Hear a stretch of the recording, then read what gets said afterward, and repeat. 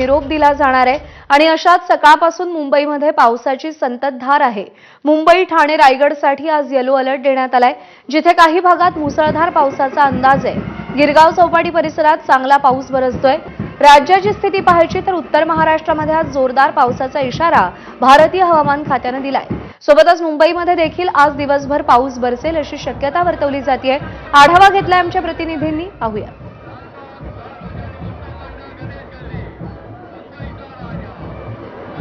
आपल्या लाडक्या बाप्पाला आज सगळे गणेश भक्त हे निरोप देताना दिसणार आहे आणि अशातच मुंबईमध्ये आज सकाळपासूनच संततधार पावसाची दिसते।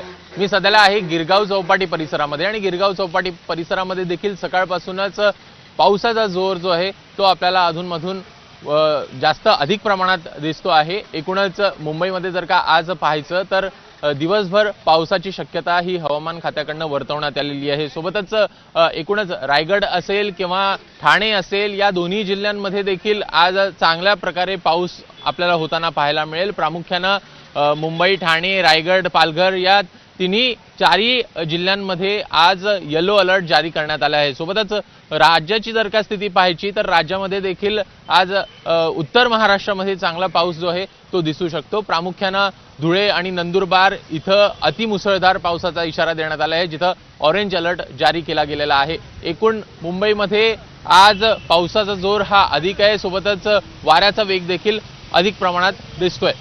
कॅमेरामॅन मनोज जयस्वालसह अभिषेक फाळ, एबीपी माझा, मुंबई। तर एकीकडे पावसाचं आगमन झालेलं आहे, मुंबईला आज येलो अलर्ट देण्यात आलेला आहे।